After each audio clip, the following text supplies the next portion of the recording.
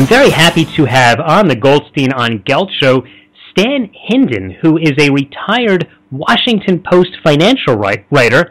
And the reason why it's so important that he is a retired writer is because he is not only an expert on the financial side, but he's also retired and can talk to us about some of the information that he taught in his book called How to Retire Happy, the 12 Most Important Decisions You Must Make Before You Retire. Stan, let's talk about some of those decisions. Yes, of course. Happy to do it. I like the fact that that you talk about how to retire happy, because in my day job as a financial advisor, I only get to do the radio gig once or twice a week when I speak to interesting people like you, but in my day job I spend a lot of time talking about the money side of retiring. How can you afford it? But you answer a much more important question, which is how to retire happy. So can you give us the number one tool you would suggest people use? Well, the number one tool to retire happy, I believe, is something called preparation. Sometimes I liken the whole business of retiring to taking a long trip overseas. When you took a long trip overseas, you would spend a lot of time preparing for the trip, planning for it, deciding where you were going to go, what you were going to see, how you were going to get there, etc., etc. There'd be a lot of preparation to do for an important trip. And pretty much the same thing is true of retirement. It is in many ways a long trip. You might spend 20 years, 25, 30 years in retirement, and indeed these days many people do. But because it's going to take so much of your, later life, it's very important that you prepare for it and you spend the time sort of doing your homework. Let me give you one example of what I mean. There's a lot of talk about whether or not people can afford to retire. Certainly a very important question. One of the best ways to work on that subject is, before you retire, to prepare a retirement budget. It doesn't have to be the actual budget, but it should be close. And what I mean by a budget is you would make up two lists. One list would be the list of all of the income you could expect to have while you're retired. The second list would be a list of all of your expenses you expect to have when you retire. Now, it's pretty obvious, I think, to most that if your expenses far exceed your income, you're in some trouble. On the other hand, if your income is better and bigger than your expenses, then you're, probably in pretty good shape.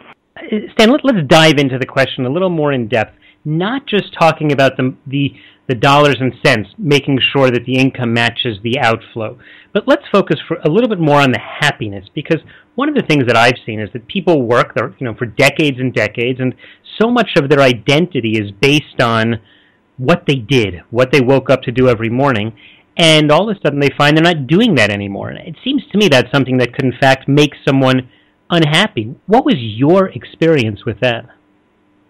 Well, my experience with that, and through the years that I've been studying and working on retirement issues, my conclusion is that before you actually put in your retirement papers and, take your last paycheck, it'd be very important for a person to think carefully about what he or she wants to do in retirement, because that is, going to determine whether or not you're happy. Now, some people know exactly what they want to do. They've, been good golfers all of their life. They want to play golf. They want to play tennis. They want to do, sports things that they missed doing or didn't have a chance to do when they were working. And that's fine, except that many people find that that gets pretty old after a while.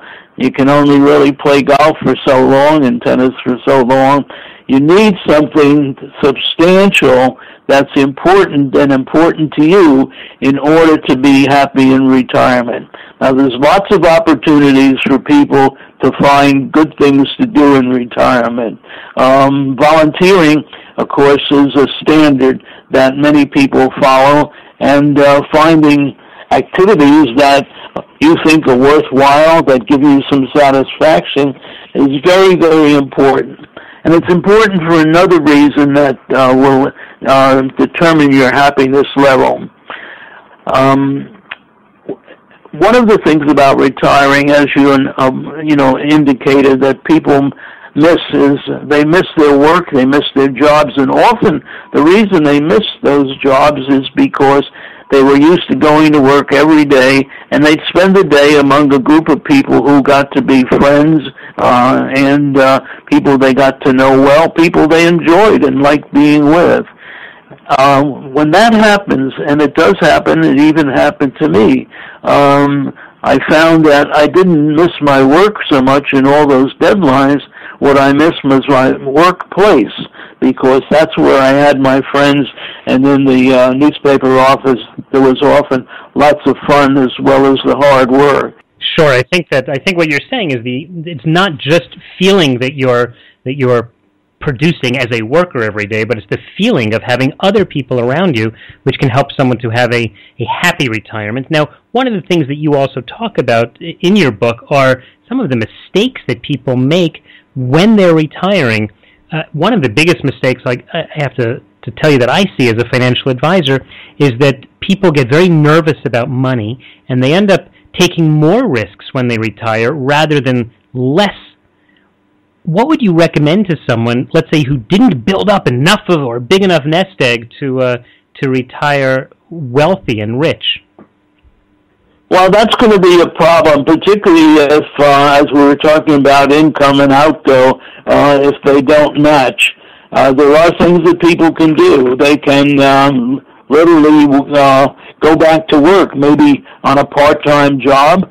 They can start a small business, which many of my friends have done. They can find things to do where they can earn some money as well as, enjoy retirement.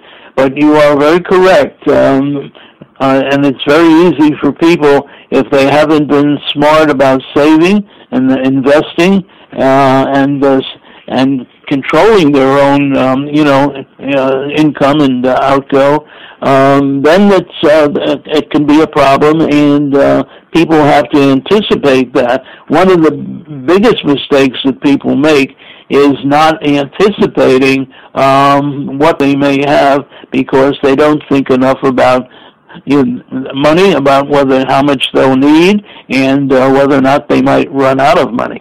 Well, a lot of people just rely on Social Security, but maybe if you can put on your reporter's hat a little bit, when you get your Social Security statement, they tell you that they're going to run out of money and won't be able to pay you all of the money that you're due. Do you think that's something people really need to be worried about today? I'm an optimist when it comes to Social Security. I think I understand the system, and I realize that at a certain point, they may some of the Social Security funds may be reduced to the point where Social Security would be able to pay people only maybe 75% of what they're getting now.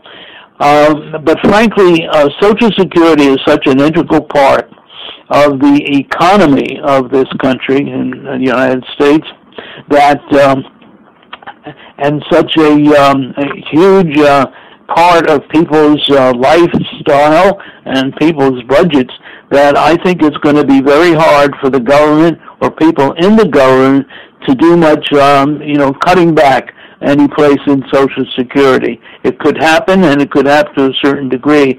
But I have a lot in the power of Social Security to maintain itself, and the power of the people in politics to want to maintain it, and to not want to do any cutback more than they have to. All right, well, that certainly is optimistic, and I hope it works for you, because I'm guessing you're collecting Social Security, and then well, 20 or so years, I'm looking forward to collecting it too, so I hope it all works out. Stan, we're just about out of time, but in the last few seconds, tell us, how can people learn more about your ideas and about what you write about in your book? Well, of course, I would recommend my book, How to Retire Happy, which is now in the 4th edition, so it's pretty up to date. And it can be found at most bookstores and certainly online. So I think that, certainly we put a lot of effort into writing the book and certainly into updating it. And I think that anybody who wants to learn more about retirement would be advised to take a look at it. Okay, so we will put a link to how people can buy that book at the show notes of today's show at goldsteinongelt.com. Stan Hinden, thanks so much for your time. Well, thank you very much for the opportunity. It was great to be with you. You've been listening to the Goldstein on Gelt Show with money maven Doug Goldstein. Doug's weekly radio show is heard around the world, but if you miss it, you can download the podcast at www.goldsteinongelt.com. The Goldstein on Gelt Show gives you up-to-date financial ideas so you can get on the path to financial freedom. If you'd like your questions answered on the air or off, send Doug an email to doug@profile-financial.com. It's your money for your future, so join Doug every week to build your wealth on the Goldstein on Gelt Show.